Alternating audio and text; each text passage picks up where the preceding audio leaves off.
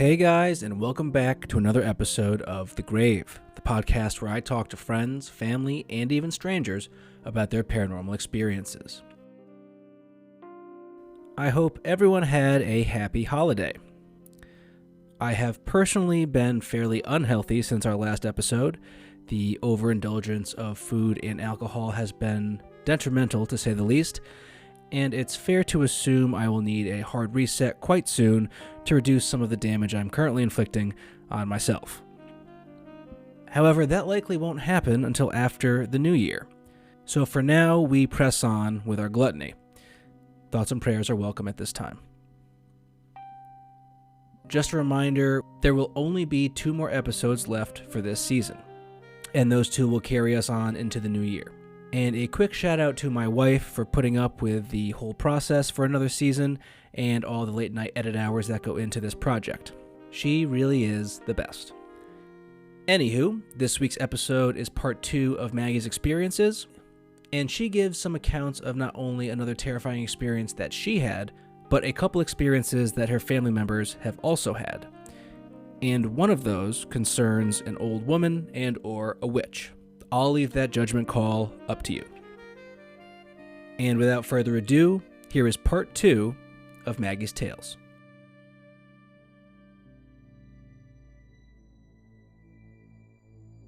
That story took place when I was 19 or 20. And after that, maybe 2 years later, 1 or 2 years later, my husband and I are doing the long distance relationship thing, and my sister, who had previously lived in Arizona, decided to move to Minnesota, or back to Minnesota with her family, and she bought my parents' house. So I couldn't have the room upstairs anymore, obviously, because she had her family in the house, and she had 3 kids, all 3 of them were upstairs in those rooms. And so if I wanted a free place to stay for the 6 months at a time that I was back in the States, I had to sleep in the basement room. You got the boot. And I sure did. So I had to sleep in the basement room and didn't love it, but at this point I'm going out and hanging out with friends, doing whatever, getting home at absurd late night times, midnight or 1 o'clock. Yeah. So, trying to sneak around because my sister and her kids are upstairs sleeping. And so I came in one night, went downstairs to the bathroom to get ready for bed. And TMI, sat down to, go for a wee before going to bed. And clear as day, I hear someone, it almost sounded like it was through a radio, but it goes, hello, clear. I could, hello, just like that. Clear as day. Discernible, male, female. Did it sound? Girl. It was female. Definitely a girl. Okay. Yeah, female. But it was such a weird, I thought it was coming through the vents because the sound of it was off. And I froze. And I was like, but I also instinctually knew that it wasn't my sister. It didn't sound like my sister. Yeah. It was too high pitched. It she wouldn't say that. She would know it was me. She would text me. There's 1,000 other things she would do than shout into the basement, hello, right, in a creepy child voice. Yeah. And so I was like, oh my God, what do I do? I'm now stuck in this creepy tiny bathroom, and I have to run down a dark hallway and then turn and go past the abyss of darkness with that terrible scenario. Yeah, to my safety. And I was absolutely shitting myself. Not actually, but it was the proper place though. So scary. Exactly. I was in the prime location. And I would say that was the first time that I was physically scared from something actually happening in the house. Because before, the nice things happened, or it happened to my husband, he saw something but I didn't see anything. I could justify it as, oh, he was sleeping, he just had a weird nightmare or whatever. Yeah. But not this time. And yeah, again, like the next day I checked in with my sister and was like, did you say anything last night? Did you call me? Like, did you say hello? She's like, no. And I like asked my brother-in-law, and I was like, are you trying to like mess with me? And he's like, no. He's like, that would be funny though. And I will now. And like her kids were so little, it wouldn't have been them. So yeah. So I was like, okay, cool. Terrified of the basement now. Yep. For sure. Solidified that. And then like in this kind of same time frame, within probably like 3 months, the bedroom downstairs got flooded somehow. It wasn't raining. They don't know where it came from. The room was just flooded. And so couldn't stay there anymore. Yeah, definitely ghost brain. They like, yeah, it was like starting to like get mold and whatever. So I was like, gross, not staying here anymore. So the only other room that was available was the office, which was the old lady's room. And we've come full circle. We've come full circle. And like it wasn't set up to be a bedroom or anything. They literally just had like a futon in it. And like they converted it to like a play space for the kids. So there's like some toys and a futon in there. So I was like, whatever, I just, need free place to sleep. So the one night that I spent in there, at like 5 a.m, like I said, the handicap bathroom was kind of connected to this room, and like next to the toilet was this weird like buzzer. It was kind of like this long corded buzzer where like if she fell or something, I guess she could alert someone of it, and it like sounded like a fire alarm almost. It was like a significantly different sound, but same alarm in the sense it like went all over the house, and it was very loud and obnoxious. Got it. And so of course do it as kids, is to like scare each other and whatever. So it's 5 a.m. I'm sleeping in the office, and all of a sudden the alarm goes off, and I'm like, waking up like, what is happening? Like, what is someone in the bathroom? Like I check in the bathroom and it stops, and I was like, okay, weird. And like my brother-in-law and sister come downstairs, and they're like, are you okay? Like, did you press it? And I was like, no, I was literally, it's 5 a.m, I'm definitely sleeping. And they're like, oh, weird. Well, I guess it was like a short circuit or something. I'm like, yeah, the short circuit that we've lived in this house for now like 23 years. Right. And it's just starting to now short circuit. So they're like, okay, weird, whatever, go back to bed. I go back to bed on the futon. Maybe 5 minutes later it does it again. And I was like, all right, lady, I get it, I'm out, I won't be here anymore. And it never did it again after that. Never did it again. Never did it like before then. And yeah, after I left, she left me alone. So just a quick question on that. So the cord, was it attached to like a switch, or was it something like if you pulled it down, if you let it go, it would turn off? Like what was like the mechanism? No, it was like it was a cord that was connected within the wall, but it was like this long, super long cord, so she could like bring it to the shower or have it like at the sink with her. So, probably like really old school life alert essentially. But you'd have to pull it to make the sound. You'd have to push a button. Oh, a button. Kind of like, it was kind of like a big giant button on the end of it. Got it. And so wasn't it like, it wasn't on the floor, it wasn't that it had moved or anything like that. Like it was wrapped around the kind of like handle next to the toilet like it always is. Yeah. And never did it again after I left the room. She said, get out. Yeah. And she's like, you guys can play in here, you guys can work in here, but you absolutely cannot sleep in here. And I was like, all right. There will be no sleeping. There will be no sleeping. You can take naps, that's fine. Like overnight beds, no. So yeah, I don't know. She didn't like me for some reason. So those were all my experiences. But apparently, which I don't know if you care about secondhand experiences at all, there were experiences from my sister's family when they were, I think what happened is they got pissed off when my sister got the house because she started changing everything. Like started doing lots of reno stuff, and yeah, my brother-in-law had some weird experiences when it was just him in the house when they had moved back to Arizona, and it was just him waiting to come back because he had to finish his job in Minnesota. Well, my last question for you is going to be like, it seems like a lot of this happened to you, but was there anyone else who was Oh yeah, affected? So, yes, if you want to divulge like a story yeah, or two of his, that'd be awesome. yeah, yeah. Um, yeah, strangely enough, I don't think, like, again, I think my mom, because of the stories that she heard from me, was like, oh yeah, it's haunted, like, that's fine.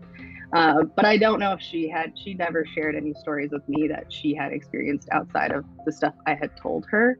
Hmm. Um, and yeah, weirdly, it seemed like things started really kicking off once my sister had the house and they were changing things and whatever.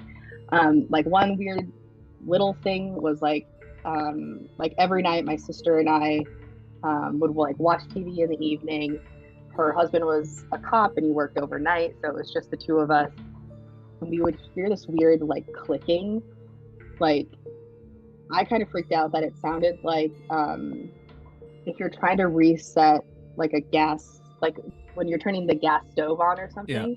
Yep. It's kind of that clicking noise. Hmm. And we're like, and it sounded like it was coming from within the walls. And I was like, what if our house goes on fire? Like there's this weird, Worst case. and it was, yeah, literally the anxiety started Yeah. young. Um, and like we never figured it out. The house was still standing, so I don't think it started on fire. But so like that was strange. That like another weird thing that just started randomly happening while we were there.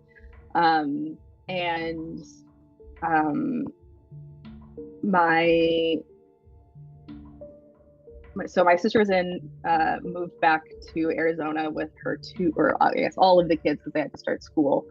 They were staying with a friend, and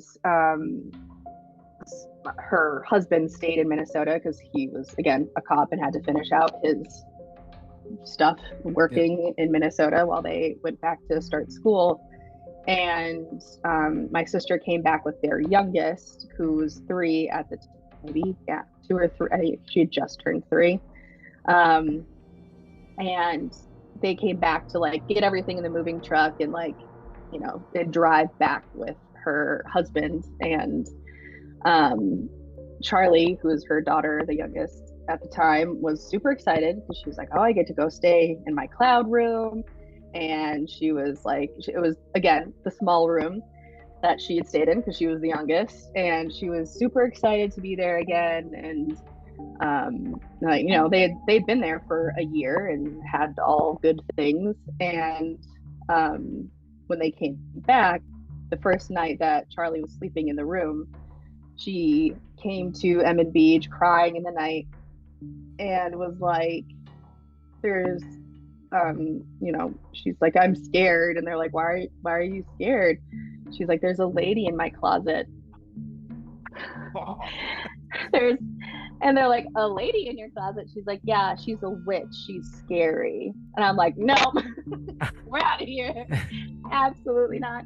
And they're being the whole like, oh, she's 3, she's just probably scared that she's here and their siblings aren't here, like whatever.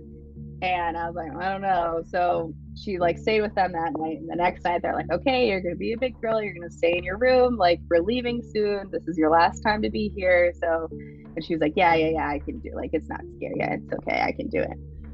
And again, comes back into the room in the middle of the night saying, the lady's still there. She's so scary. The witch is in my closet. I'm like, no, we're getting out of here. Absolutely not. And like, again, she never said that about any of their future homes. She never said it about any other place that they lived. Yeah. Just that one room for those 2 nights that they were there. So that's wild, and I don't like that. That's that's terrifying. Like the visual in my head right now is like freaking me out. Yeah, because I can literally like, poor child. I can picture myself laying in that twin bed, and like the closet is just like directly to your left, so you're just laying there trying to sleep, and it's like the old 90s like folding door closet doors, and You just got half a face of an old woman Oh, peering shut out up at you. right now. That is Never, not gonna sleep that again. is chilling stuff right there. Yeah, yeah, it was horrible. So poor Charlie went through it, and then the last story is Beach was there, or my brother-in-law was there by himself. Everyone had, at that point where was in Arizona or whatever, and he went downstairs to put something. We had like a fridge downstairs because that's where my mom did lunches and whatever with the kids. So there was an extra fridge down there, and I think he whatever went to go grab something from down there. Went down, and in that long, creepy, dark hallway that I mentioned, there was like this kind of like an industrial light almost, where it's like you have kind of like the plastic sheeting over like the big bulb, like long tubular bulbs. Yeah. And in order to change it, you have to like kind of push the plastic up, like squeeze it, and then pull it down to get it out. And honestly, I don't think in my entire life I never saw anyone change a light bulb. So I had never seen it open before. But he went down. He went to go get something from the fridge, and he hears like a clunk, and he's like, "Oh, okay, creepy." So he comes back around, and like that plastic sheeting from the light had fallen onto the floor. And he's like, I didn't even put it back. I just walked around it and walked right back upstairs. And I'm like, yeah, we're done don't here. blame you. Yeah.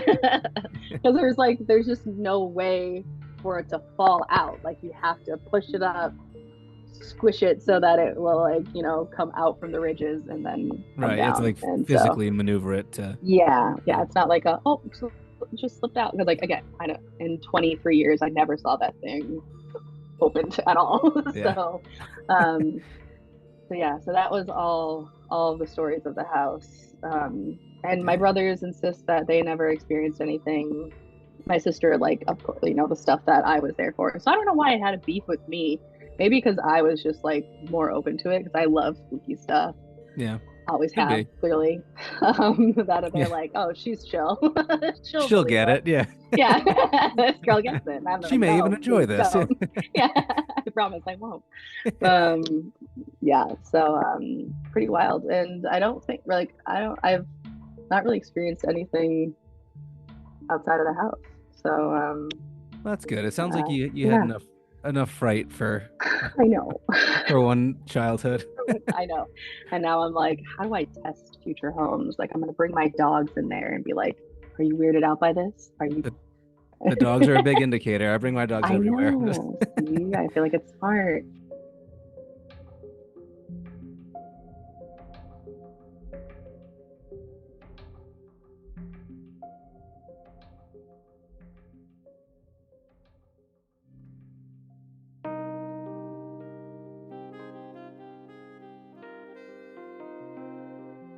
And that is going to do it for Maggie's time here on the grave. I will say that the old woman in the child's closet is utterly terrifying to me, so I hope you all enjoyed what she had to say. Next week will be part 1 of Michaela's 2-part episode. She is my final TikTok guest of the season, and her situation is similar to Rick's. Her first episode will be Michaela discussing some haunted locations around the world, as that is her specialty on TikTok. So for you history buffs out there, part 1 will definitely be for you. And then part 2 are her own experiences. She told me 3 stories, and I swear to you guys, each one is terrifying in their own right. And her last story literally brought tears to my eyes. Not because it's emotional, but it was just that scary to hear. So stay tuned for that wild ride, but as always, folks, thanks for listening, and I hope to have you all back for some more scary stories.